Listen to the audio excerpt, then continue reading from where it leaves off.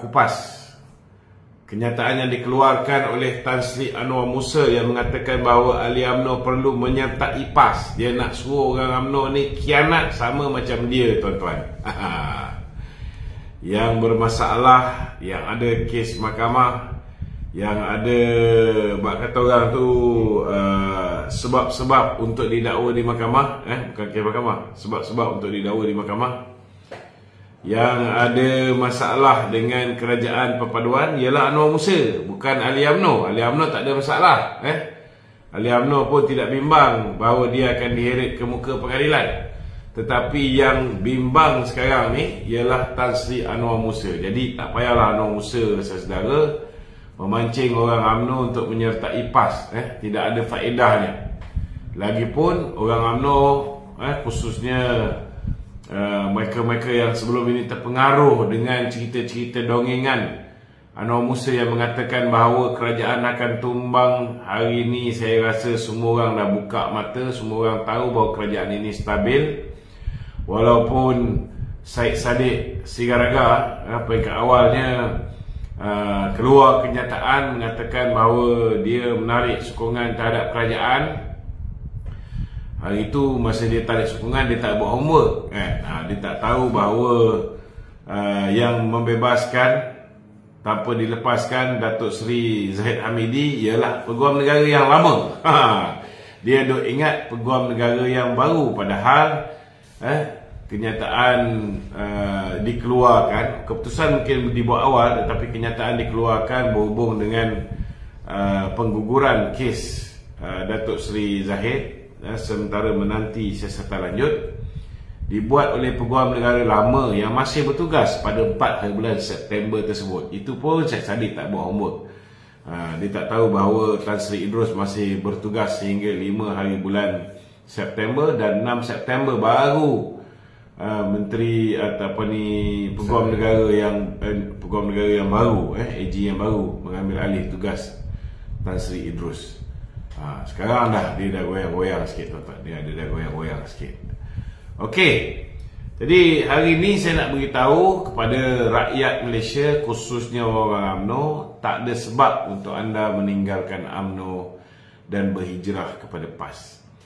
Kerajaan ini tidak akan tumbang insya-Allah sehingga pilihan raya umum ke-16 yang mungkin akan berlaku saudara sekitar tahun 2027.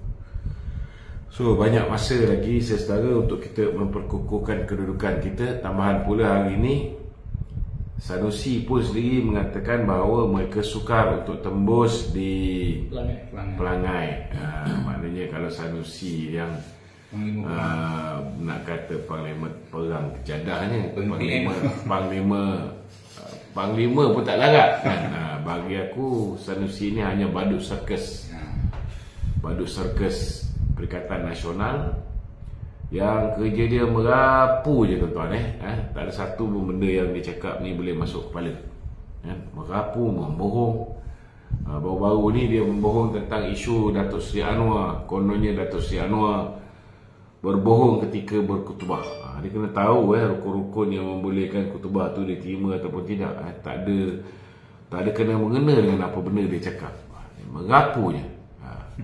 Jadi orang macam ni saudara, kita tak payah bazir masa nak mengulas, kerana bagi saya dia ni sampah je. Cuma orang Kedah ni tak boleh menilai manusia yang mana kaca mana pemata. Orang Kedah betul? Bukan semua orang Kedah yang tidak boleh menilai mana kaca mana pemata. Nanti marah orang Kedah depan saya ni. Dia tahu maki je tu. Dia tahu maki je. Yang maki itulah yang dia bagi peluang menjadi menteri besar lagi. Kenapa muka aku lain macam ni? Filter. Filter Tolak ke tepi, try tengok. Tolak ke tepi. Aku tak pandai tolak ke tepi ni. Tolak ke tengah. Macam mana tolak ke tepi? Lihat. Try tu filter. Okey. Jadi tuan-tuan, malam ni sesiapa yang nak tanya soalan bolehlah ajukan soalan di talian 0194819495. Tak apalah. Sekali-sekala muka handsome sikit kan. Tanya selalu. Okey. Silakan. Okay, Tok. Soalan di studio dulu. Soalan studio dulu, Tok. Hadi Awang juga menyeru agar pimpinan UMNO yang membela perjuangan DAP perlu dikalahkan. Ya. Jadi sebelum dia nak kalahkan pimpinan UMNO yang membela perjuangan DAP, saya rasa hari ini kita perlu kalahkan PAS dulu. Kena ikut turutan keutamaan. Sebab PAS dulu dengan DAP. Sebab PAS dulu dengan DAP kan? Kalau ikut logik bodoh Haji Adi ni, begitulah jawapannya. Tak payah bagi masa dengan mengarut dia orang ni. Dulu dia kata dah cukup jumlah. Sekarang ni mana pergi cukup jumlah dia? Dulu dia kata bulan 8 ini kerajaan akan tumbang. Di mana ketumbangan kerajaan itu? Bulan 8 tak habis lagi tu. Bulan 8 pun tak habis. Belum habis lagi tu. Oh ya, betul lah. Sekarang ni berapa? 50 Ogos. Dah 51. Cik Mimi, dekat tepi tu, dalam drawer tu kan, ada satu bungkusan.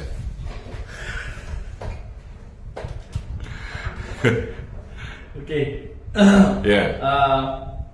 Perikatan Nasional ni dia mainkan sentimen, dia menyifatkan Perdana Menteri kita ke UNGA gagal. Ya. Dia nampak kursi kosong pun jadi isu, Kutubal jadi isu, PMX. Dia sebenarnya dia bukan ada isu apa pun. Isunya dia orang ni kecewa dan dia orang jealous. Kan? Pertama sekali Datuk Seri Anwar ni kena faham memang betul kursi kosong tu. Tak dinafikan, banyak kosong. Sebab masa mereka merakam tu selepas Datuk Seri masa Datuk Seri Anwar berucap tu, selepas wakil daripada Israel berucap. Kita bukan tak tahu masyarakat antarabangsa ni memang mengecam tindakan Israel terhadap apa yang dilakukan terhadap Palestin dan sebagainya. So ketika wakil Israel berucap, mereka semua keluar. Mereka semua keluar. So bila Datuk Seri Anwar pula berucap, memanglah mula-mula tu banyak kursi kosong. Time tu lah dia ambil gambar. Tapi selepas itu kita tengok ramai yang mula masuk ke dalam dewan. Dan kemudiannya Datuk Seri Anwar dapat tepukan gemuruh daripada ucapan dia tu lebih kurang 9 kali. Dia dapat tepukan gemuruh 9 kali Daripada delegasi yang hadir. Daripada delegasi yang hadir. Yang menyampaikan kepada saya ni ialah Datuk Fuad Zakarsi. Datuk Fuad Zakarsi berada di dalam dewan. Saya nak bacakan apa yang Datuk Fuad Zakarsi tulis. Datuk Fuad Zakarsi beritahu tadi. Okey. Dia kata Astaghfirullahalazim. Itu kata hati nurani saya bila mendengar komen Sanusi mengenai ucapan Anwar Ibrahim diunggah yang ke-78 di New York. Saya hadir di unggah tersebut. Saya saksi hidup. Saya di dalam Dewan Persidangan Utama PBB. Saya duduk di kerusi VIP bersama Datuk Nazri Aziz, Duta Besar Malaysia ke US, dan Datuk Syakar, Speaker Kerajaan Negeri Pahang. Bahkan saya hadir 3 hari berturut-turut, Selasa, Rabu dan Khamis, mendengar ucapan ketua-ketua negara lain sebelum PMX berucap pada hari Jumaat. PMX diberikan 9 kali tepukan. 9 kali tepukan gemuruh dalam ucapan 15 minit tu. 15 minit tu 9 kali tepukan gemuruh.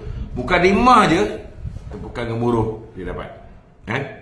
Sebab dia sentuh isu perang antara Russia dan juga Ukraine yang telah memberikan kesan buruk kepada ekonomi global. Kemudian ketika Presiden Iran berucap, dia mengangkat Al-Quran tau, tetapi tak ada siapa yang tepuk tangan. Angkat Al-Quran pun tak ada orang yang tepuk tangan. Ucapan Presiden Amerika Syarikat juga tiada sambutan daripada perwakilan. Lepas tu Perdana Menteri New Zealand memberitahu dia rasa lega kerana orang ketiga berucap selepas Anwar.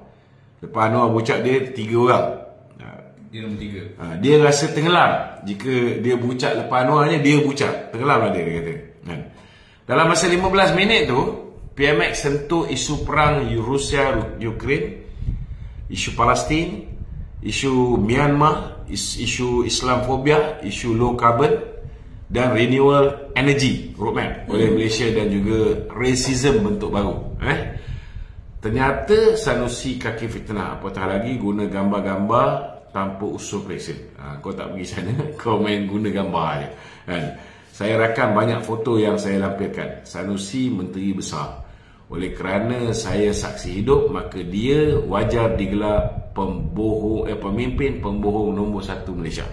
Ini kenyataan Datuk Fuad dah kasih. Sanusi ni kalau cakap yang bohong, Dia macam Zahid Ma'arif saya cakap lah. Dia buka je mulut, bohong. Okey. Perikatan Nasional juga Datuk Al. Ya. Di PRK Pelangai lah. Ya. Mereka ni mainkan 3 isu ni tu. Ya. Yang pertama isu Razif Jidin ni.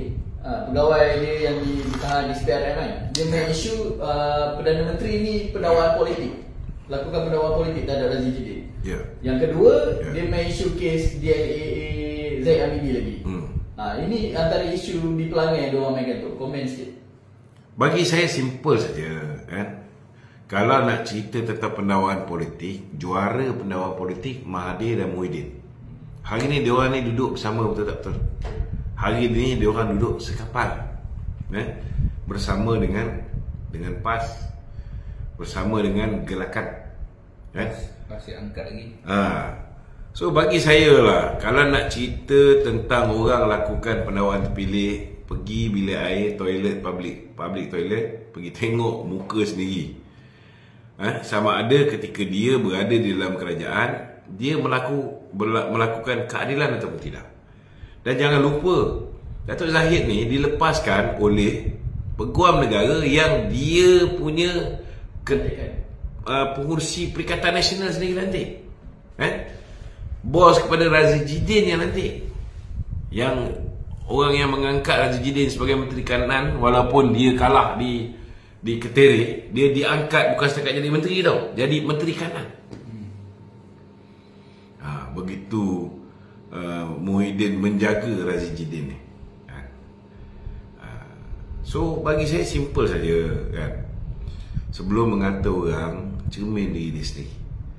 Dan kalau nak ikutkan Tan Sri Idrus, dia dah nak pencen dah. Lagi 1 hari sebelum dia pencen tu, dia mengambil keputusan untuk buat ketetapan tu. Kalau guna otak yang waras, kalau pakai otak lah, ada orang ni banyak tak pakai otak. PM sudah pasti takkan buat keputusan kes Datuk Zahid ni. Sebabnya lagi beberapa hari, kita 4 hari bulan tu, dia mengundi berapa bulan tu lagi? 12 kan? Seminggu selepas tu, tak sampai seminggu, kita akan ada satu pilihan raya yang cukup penting. Pilihan raya kecil yang pertama selepas 6 buah negeri ni, iaitu di Pulai dan juga di Simpang Jeram kan? PM minta tangguh. Kenapa you buat ni? Kenapa tak boleh tangguh? Dia tanya sebab dia kalau boleh dia nak minta tangguh. Tapi AG cakap tak boleh masa dia pun dah tinggal singkat. So before dia tinggalkan kursi dia tu, dia nak betulkan. Apa yang dia nak betulkan? Dia nak betulkan kesilapan yang dilakukan oleh peguam negara terdahulu, iaitu Tommy Thomas. Apa yang Tommy Thomas buat? Tommy Thomas sendiri mengesahkan bahawa berlakunya campur tangan eksekutif, campur tangan Mahathir, berlakunya pendakwaan terpilih, pendakwaan yang berniat jahat, pendakwaan yang bermotifkan politik. Dan ini sudah pun disahkan oleh pasukan petugas khas yang menyiasat buku Tan Sri Tommy Thomas, Justice in Wilderness, dan mengesahkan bahawa Tan Sri Tommy Thomas boleh didakwa di atas 17 kesalahan. Bukan 1 kesalahan, 2 kesalahan, 17 kesalahan. So sebelum dia berundur, dah kebetulan bocor pula. Bocor memo Perhubungan Dalaman Jabatan Peguam Negara, iaitu Datuk Akram Garib, hantar memo kepada Tan Sri Tommy Thomas beritahu bahawa 7 DPP dan 5 IO berpandangan bahawa tidak ada asas untuk mendakwa Datuk Seri Zahid, dan sewajarnya dia tidak didakwa. Tapi 2 hari lepas tu ada pendakwaan. Maknanya memang betul dakwaan tentang berlakunya pendakwaan terpilih ni. Maka atas rasa tanggungjawab itu, sebelum dia pencet, dia nak clearkan benda ni. Dia hentikan pendakwaan, pulangkan balik pada SPRM, siasat betul ke ada pendakwaan terpilih. Betul ke IO kata tak payah dakwa, tapi didakwakan juga oleh Tommy Thomas. So bagilah SPRM siasat. Kalau SPRM siasat betul apa yang didakwa berhubung dengan tindakan Tommy Thomas tu betul, maka Datuk Zahid selamatlah, tak akan didakwa semula.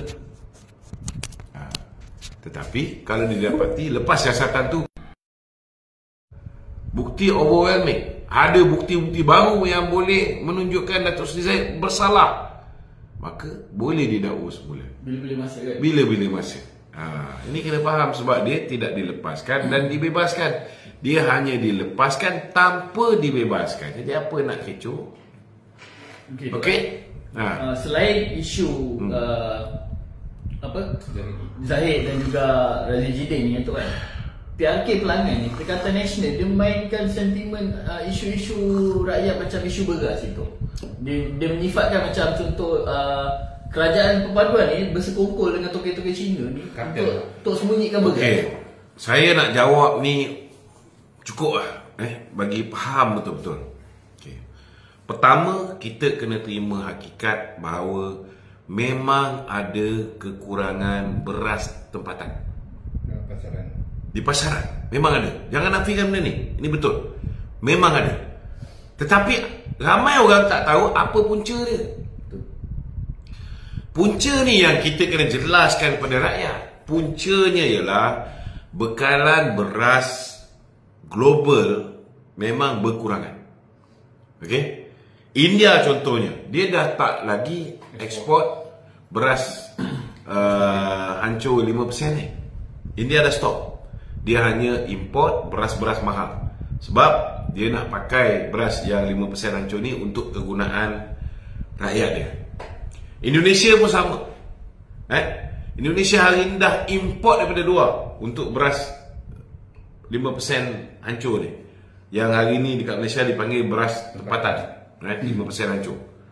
So dia dah tak boleh supply. Ada lebih kurang 6 negara dah tak supply benda ni. So apa yang berlaku bila beras-beras import ini tak ada orang boleh supply, maknanya ramai tak boleh supply, penawaran orang yang nak jual tu kurang, maka ada shortage di pasaran.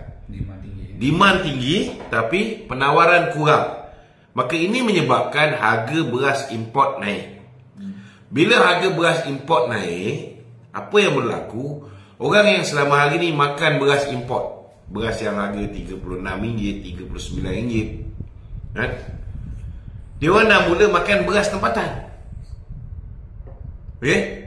Jadi kalau dulu orang biasa ni makan beras tempatan, sekarang ni orang yang pakai beras siam, orang pakai beras import ni pun dah pakai beras tempatan. Apatah lagi yang menambah burukkan keadaan ini ialah bila mana toke-toke restoran yang jual satu pinggan RM1.50, satu pinggan RM2, dia boleh untung, dia boleh untung sampai apa ni, contohlah satu kampik dia boleh buat duit lah, busuk-busuk pun 45 ke 75 ringgit kalau ikut dia punya sukatan. Ini orang apa ni, orang berniaga beritahu. Kalau pakai beras import pun boleh survive, tapi orang berniaga dia akan cari keuntungan seberapa banyak yang mungkin. So akibat daripadanya, kalau toke restoran, orang berniaga dan sebagainya ni banyak beli beras tempatan, cukup tak beras tempatan untuk orang biasa? Tak cukup. Lepas tu tambah pula dengan tindakan pembangkang ni memainkan isu beras tak ada, beras tak ada, beras tak ada. Jadi dalam otak semua orang ni beras tak ada.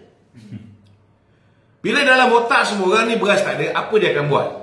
Bila ada peluang, dia pergi ke kedai, dia pergi ke kedai runcit, dia pergi ke minimarket dan sebagainya, supermarket.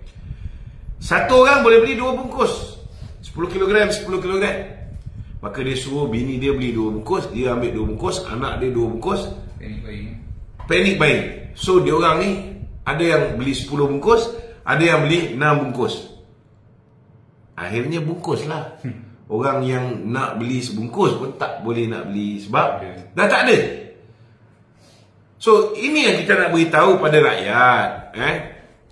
Jangan beli beras dan simpan kat rumah banyak sangat.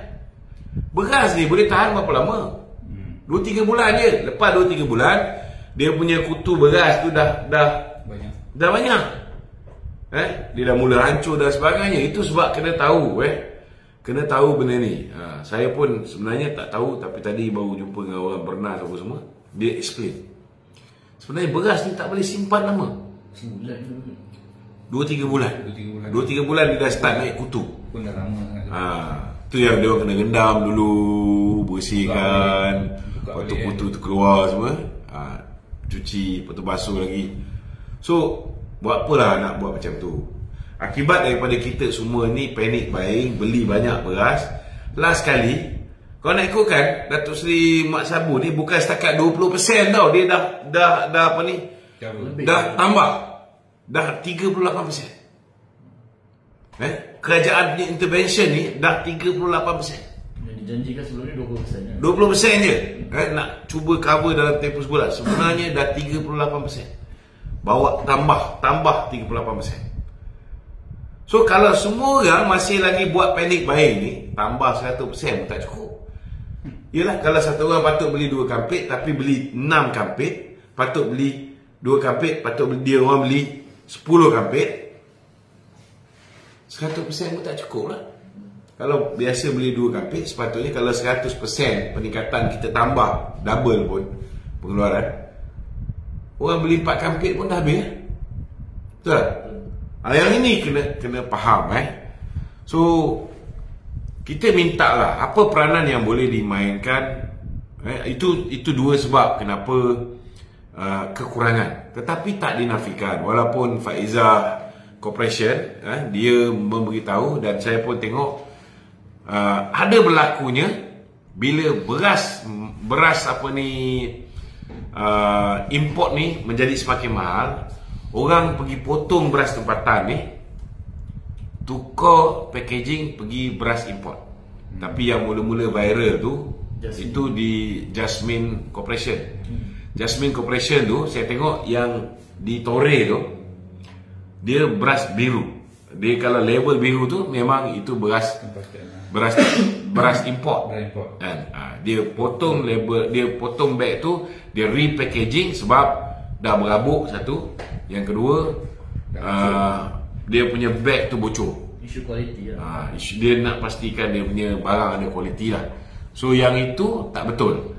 Tetapi sekiranya rakyat ada maklumat, ada pihak buat repackaging, dia ambil beras tempatan, dia koyakkan, dia pergi ganti cover beras, dia letak label import.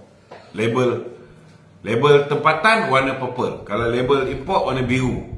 So kalau nampak benda ni, tolong lapor kepada KPDN. Kalau tahu ada setengah-setengah kedai dia simpan stok, beras tempatan ada tapi dia tak nak jual, ini pun tolong lapor kepada KPDN. Buka nombor KPDN tu. Okey. Kemudian dalam masa yang sama ada juga sebab-sebab lain, contohnya macam pekerja-pekerja asing, dia orang ni kerja dekat supermarket. So kadang-kadang dia orang ni simpankan untuk kawan-kawan pekerja asing dia. Ini pun satu masalah juga. Contohnya minyak masak dan sebagainya kan. Benda tu limited, bila orang tempatan nak beli, dia tak nak jual. Dia tunggu kawan dia sama-sama Bangla datang baru dia jual.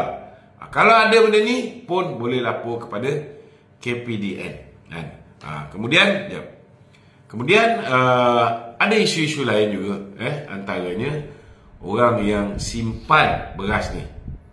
Ada juga orang yang simpan beras ni. So kalau kita contohnya kita bekerja kepada seorang pemborong yang sengaja menyimpan beras-beras, minyak makan, minyak masak, diesel bersubsidi dan sebagainya, dia buat kerja-kerja macam ni, tolong laporkan kepada KPDN. Nombor telefon KPDN saya boleh bagi sini.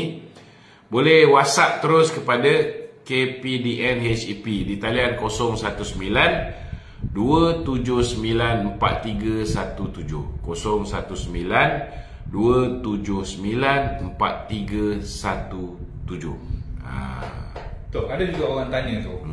Malaysia pengeluar beras juga, kenapa tak cukup? Mungkin ada yang tak faham, boleh jelaskan sikit tu. Kita kena beritahu lah, Malaysia pun pengeluar minyak. Betul. Tapi tahu tak minyak Malaysia ni Minyak mahal. pertama sekali lah dia minyak kualiti tinggi, untuk jet, untuk kapal terbang kan. Tetapi Malaysia ialah net importer. Net importer maksud dia kita ekspor dengan kita import lagi banyak daripada kita ekspor. Kita jual keluar sikit, kita beli lagi banyak. Beras pun sama. Beras pun sama. Kegunaan tempatan pun tak cukup, kita beli daripada luar lebih banyak.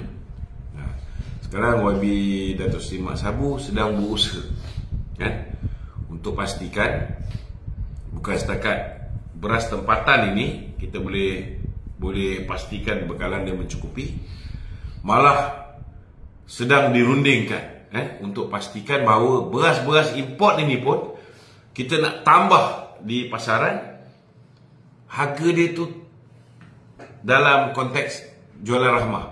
Mampulah.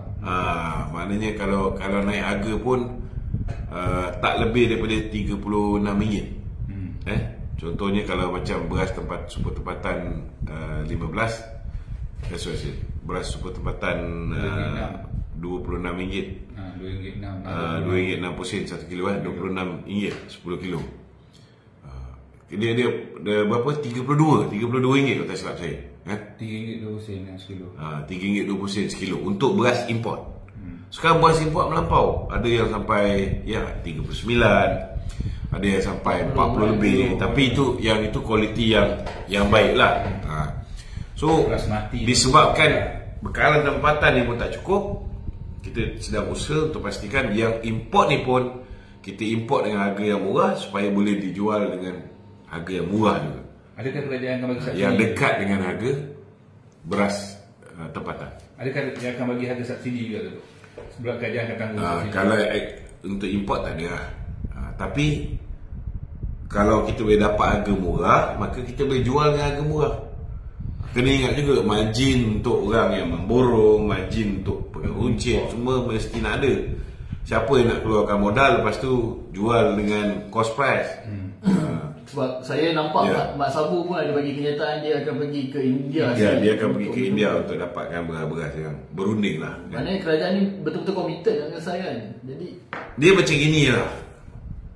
Hanya kerajaan bodoh je yang tak nak selesaikan masalah rakyat.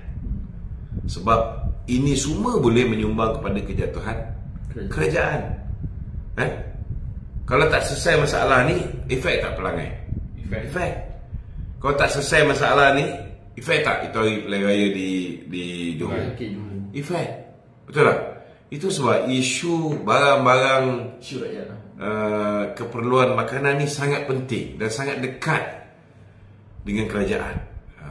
Abang Mat pun beritahu macam mana Datuk Seri Anwar, walau daripada atas kapal terbang ni, dia sentiasa mengikuti cukup bekalan ke tak cukup, kerana dia nak pastikan bahawa jangan sampai rakyat ni ada masalah. Contohnya macam itu hari ada 37 lokasi kita hantar farma punya lori-lori untuk settlekan masalah beras ni. Ada 2 tempat ni lori farma tu sampai, beras tu dah tak banyak, orang yang menunggu ramai. Kan? Kalau boleh kita tak nak berlaku benda-benda macam ini. Tetapi biasalah pembangkang ini, dia cuba jatuhkan kerajaan macam-macam cara, gagal. Jadi sekarang ni yang boleh menyebabkan rakyat benci kerajaan ialah dengan mereka fitnah. Apa fitnah-fitnah yang direka oleh mereka? Kononnya Datuk Seri Anwar Ibrahim panggil Syed Mokhtar nak hapuskan monopoli bernas. Ini tak betul, tak masuk akal. Contoh kononnya nak bagi pada toke-toke Cina kan. Lepas tu dikeluarkan pula ada satu orang wakil rakyat ni buat cadangan, buat cadangan supaya dipecahkan monopoli, supaya ramai orang boleh import. Saya nak beritahu, bukan semua orang memang boleh pecahkan monopoli, tapi kena faham kenapa Seit Mokhtar ni ataupun Bernas ni masih lagi menjadi kuasa monopoli yang mengimport beras ni, kerana ada tugas-tugas tanggungjawab sosial yang mereka kena buat. Dia ada benda-benda yang mereka kena buat. Contohnya macam yang mula-mula dia bagi 10 juta, kemudian dia kena bagi lagi 50 juta, kemudian hasil daripada jualan Bernas nanti 30% akan diberikan balik pada petani. Dia ada macam social responsibility yang dia perlu kembalikan kepada mereka yang terlibat dalam rantaian penyediaan makanan ruji ni. Tapi yang buat fitnah tu semua ni tu orang lebay. Memanglah, kalau tak lebay bukanlah orang yang buat fitnah. Katanya kau baru tahu aku dah tahu lama dah. Cuba kau tanya dengan aku, siapa kat Malaysia ni paling banyak buat fitnah, paling banyak kena saman, paling banyak kena bayar saman? Pas lah. So kau bypass lah dia orang.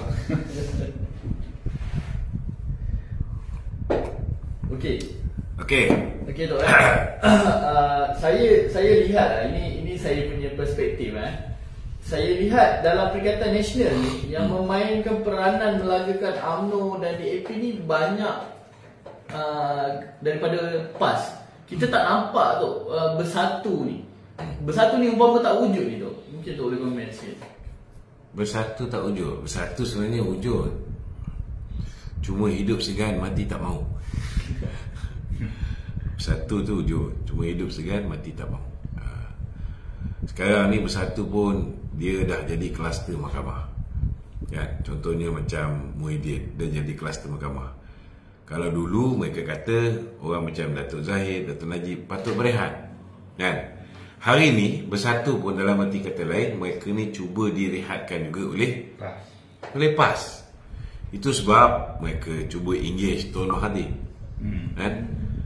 Dia cuba engage Tun Mahathir supaya Tun Mahathir lead Perikatan Nasional. Jadi menasihat kepada 4 buah negeri yang dipanggil SG. Apa SG? SG4. Sang gila 4. Okey. Satu gitu. Ya. Kita tengok kan. 2 pun boleh, 3 pun boleh. PM ni, PM maksudnya Perikatan Nasional lah. Dia orang ni asyik menyerang UMNO. Ya. Berbanding menyerang PKR ke, kan? Sebab apa? Sebab PKR UMNO tak banyak kursi pun. Dia sebenarnya sebab saingan dia ialah UMNO. Kerja dia orang ni ialah mengejar undi Melayu, undi Islam. Dan dia tahu satu-satunya parti yang mengangkat kedudukan Islam sebagai agama persekutuan, kedudukan Hak Istimewa Melayu, kedudukan Raja-Raja Melayu, kedudukan bangsa Melayu yang sehingga hari ini berada terjamin di dalam perlembagaan negara ni ialah UMNO. So dia nak dapatkan undi UMNO orang Melayu ni, dia kena tarnishkan imej UMNO ni betul-betul. Itu kita kena faham. Dan jangan pula kita rakyat Malaysia ni termakan, kan? Tiba-tiba kau tengok boleh dapat sampai 4.2 juta undi orang Melayu. Aku pun tak boleh nak cakap apa, kan? Padahal satu ketika dahulu dia orang ni PAS ni memang dia orang tak pakai pun, tapi disebabkan dia orang terpedaya dengan memohkan, undi Zahid dapat DAP. Kerana percaya dengan fitnah-fitnah tu, last sekali dapat DAP betul-betul. Kan? Okey. Tok, saya tertarik tengok video ni pasal beras lagi tu. Tertarik tengok video Ketua Pemuda UMNO Dr. Akmal Saleh. Dia pergi sini ke kilang untuk tengok apa yang jadi. Kebanyakannya daripada gila-gila ni dia simpan stok sebab dia kata jual kalau packing apa semua jual rugi tu. Mungkin untuk nak komen sikit. Itu sebabnya lah, kan, yang sebenarnya memainkan peranan ni ialah pemborong, Tetapi kita ada bahagian kawal selia padi dan sebagainya. Kita ada KPDN. Kita juga ada pasukan penguatkuasaan, penguatkuasa. Kalau berlakunya benda-benda macam ni, maka kita minta mereka ni segera membuat laporan. Jadi kalau dia orang buat laporan, ada tindakan daripada pihak penguasa, kan?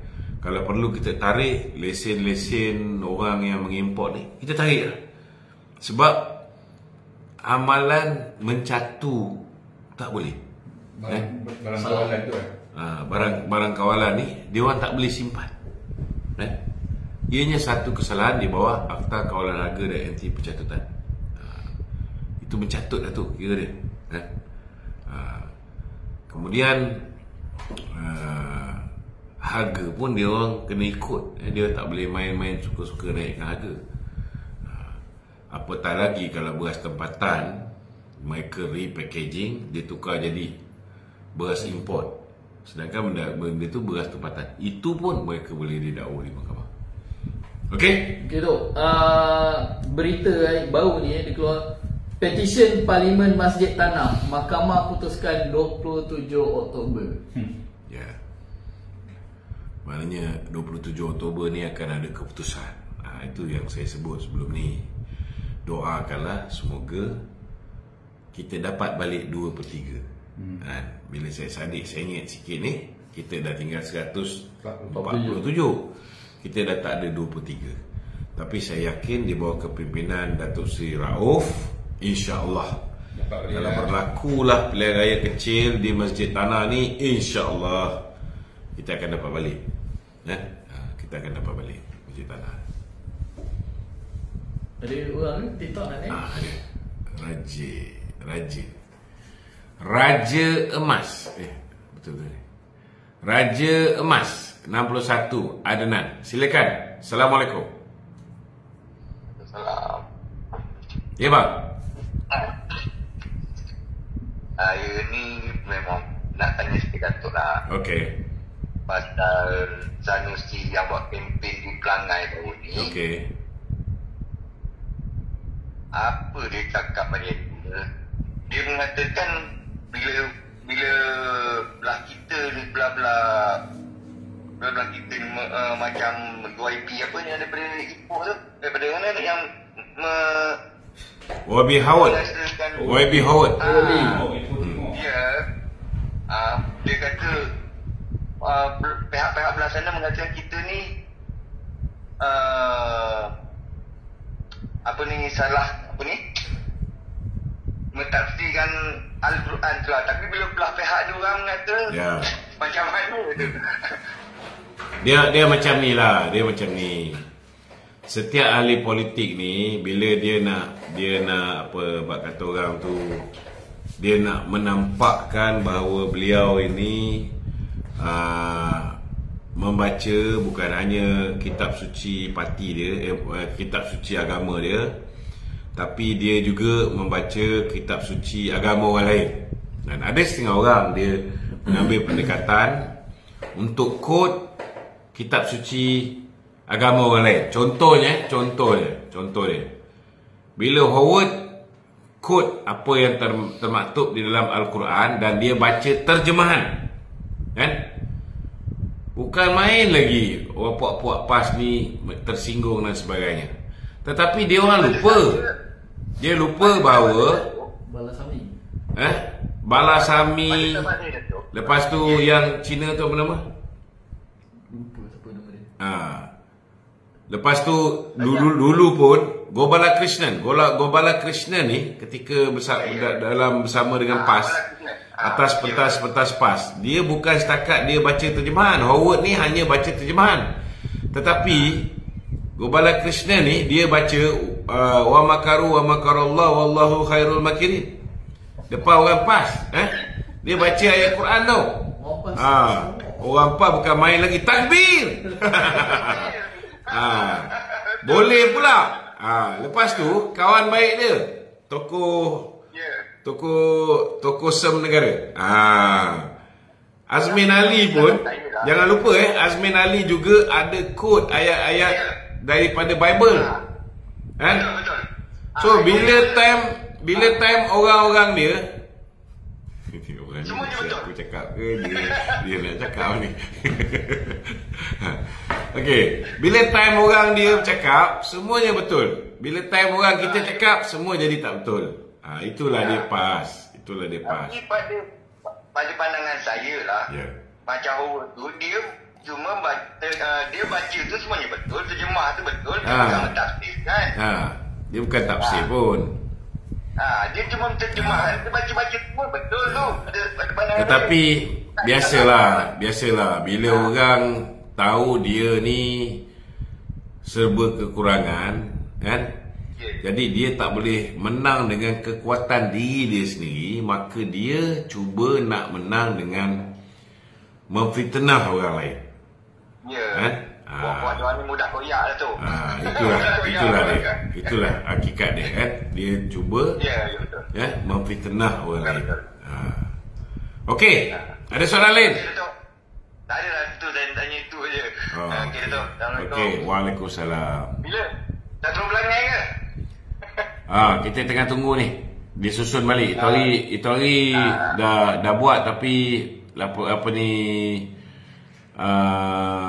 permit polis tak lepas. 22 bulan itu hari patut saya ceramah. Saya tengah tunggu lagi. Tengah susun. Okey, Assalamualaikum. Waalaikumsalam. Okey, Cik Niza.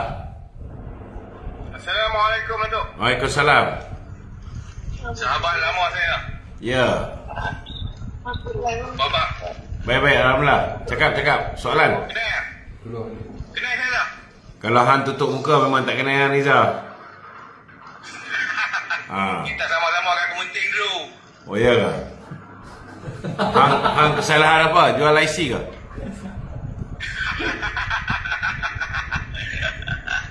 Ada kenal aku Nizar. Nizar Kementing. Yalah, Niza mana satu? Muka ni tak nampak ni. Muka tutup muka.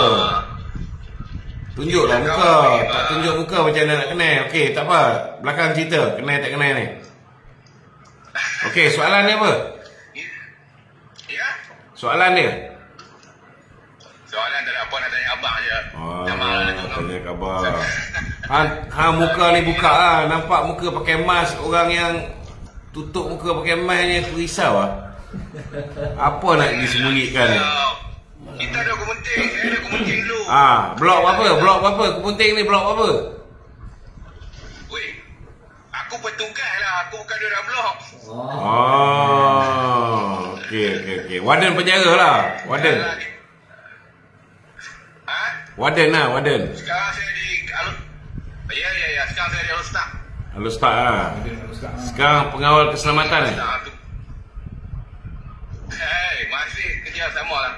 Ini baju macam baju security dia. Baju penjara tu. Aku Mana ada perul baju sekarang, penjara? perul. Unit perul. Perul. Sekarang bukan. Unit perul. Oh, unit perul. Baju warna putih. Baju warna putih. I see. Bukan putih lah, biru. Okey. Okey, Datuk. Mengganggu Datuk pula. Perul ni nak keluar. Okey. Alright. Assalamualaikum. Waalaikumsalam. Okey, soalan setuju. Sambung. Okey. Kita faham tu Sanusi pun ada cakap yang pelanggan ni ikan bersih dan sebagainya.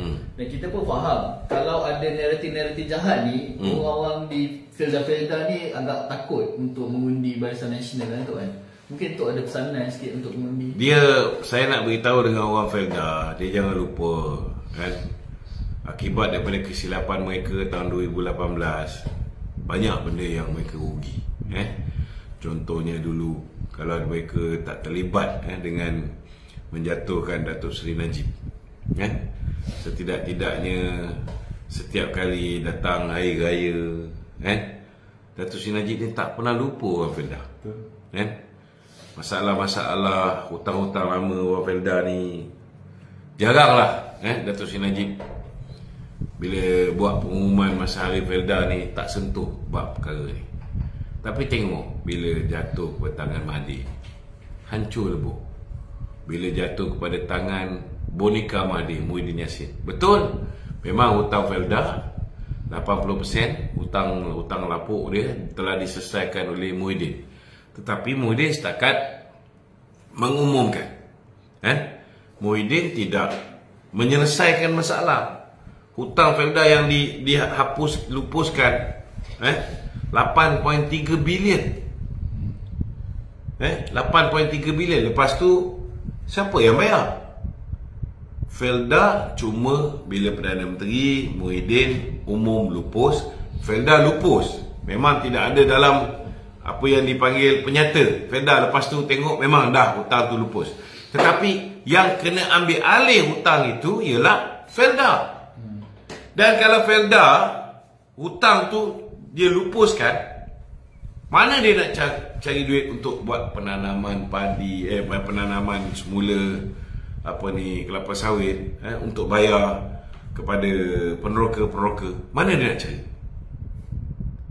Kemudian ada kos yang melibatkan pengambil alihan balik FGV. Total dia 9.9 bilion. 9,900 juta ini.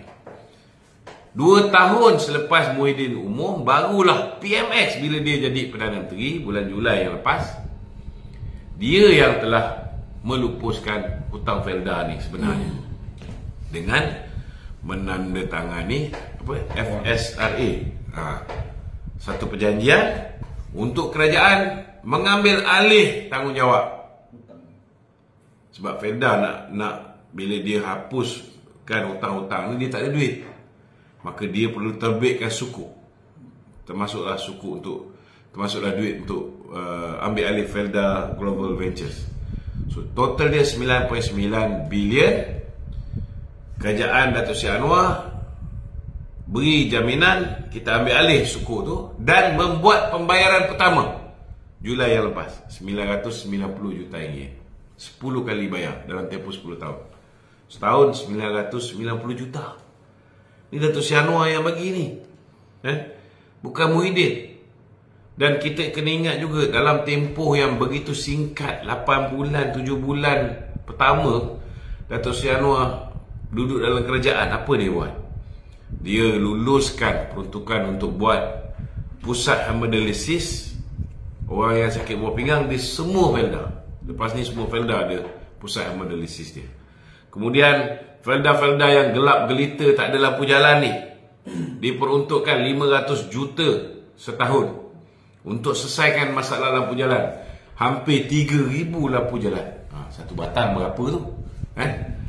Hampir 3,000 lampu jalan.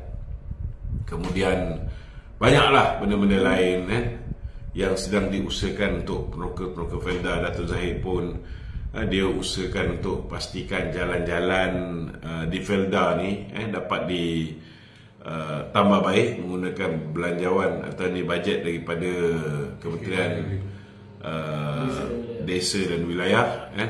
Kemudian dibawa turun pula program usahawan desa ke Felda-Felda, terutamanya di Felda Kemasul, Felda Cemamoy dengan Kemahal. Ada 3 Felda aja dekat Pelangai ni. Jadi kita minta lah orang Felda ni, orang berbudi, kita berbahasa lah. Sebelum PM umum tu, tak ada pun kita kematian wakil rakyat dekat Pelangai pun belum ada. Pasal dia umum pasal hemodialisis, pasal lampu jalan dan sebagainya. So kita luluskan tu tak ada kena-mengena dengan pilihan raya kecil. PM umumkan dia bayar, ambil alih tanggungjawab untuk bayar hutang-hutang peneroka Felda ni, tak ada kena-mengena pun. Masa tu Datuk Seri Johari tu masih hidup lagi. So sekarang ni ada masa untuk rakyat di Felda ni menunjukkan sedikitlah rasa berterima kasih dia. Harap-harap dapatlah membantu, memberikan sokongan padu kepada calon Barisan Nasional Datuk Amiza Abu Adam untuk menang di Pelangai, InsyaAllah pada berapa bulan? 7 bulan? 9 bulan insyaAllah. Okey. Tak ada. Tak ada. 50 minit lah. Okey, ada soalan-soalan lain? Tok, ada soalan lupa. Baru sebentar tadi diumumkan ada pertukaran KSU, 4 KSU di kementerian. Dan ini berkemungkinan bakal ada rombakan kabinet besar-besaran di dalam pemerintahan atau kepimpinan Anwar Ibrahim. Bagi saya satu je, bila orang keluar kenyataan ni, kita tapis kenyataan tu.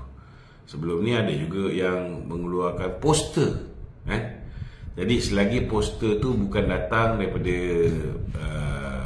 susah kerajaan KSN, kalau bukan datang melalui kenyataan media yang dibuat oleh Ketua Setiausaha Negara, kita abaikan sebab terlalu banyak spekulasi. Yang pasti hari ini yang berbahagia Datuk Seri Insinyur Dr. Zaini Ujang, ini ramai orang kenal lah ni, sekarang akan berlaku pertukaran daripada Kementerian Sumber Manusia. Beliau akan berpindah sebagai Ketua Setiausaha di Kementerian Kesihatan Malaysia bermula daripada 26 September ni. Itu betul. Okey. Besok. Kemudian yang berbahagia Datuk Seri Isham bin Ishaq, Ketua Setiausaha Kementerian Pelaburan, Perdagangan dan Industri, akan berpindah kepada Ketua Setiausaha Kementerian Pertahanan. Yang berbahagia Datuk Azman bin Muhammad Yusof daripada Kementerian Perdagangan Dalam Negeri dan Kos Sara Hidup akan berpindah kepada sebagai Ketua Setiausaha Kementerian Perpaduan. Yang berbahagia Datuk Indra Nurridah binti Abdul Rahim, Ketua Setiausaha Kementerian Perpaduan, akan berpindah menjadi Ketua Pengarah Jabatan Wilayah Persekutuan.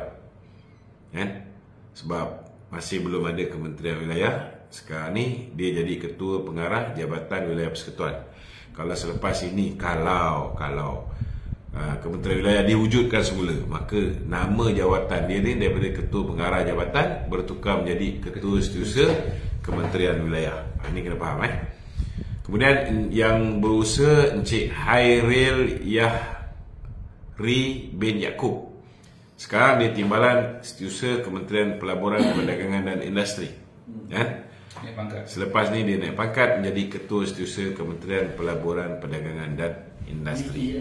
MITI lah. Setakat ni itu saja. Okey, minta tolong share, kawan-kawan kita.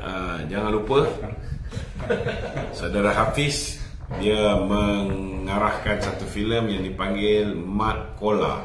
Mat Kola Mat Kuala lah sebenarnya ni. Mat Kola.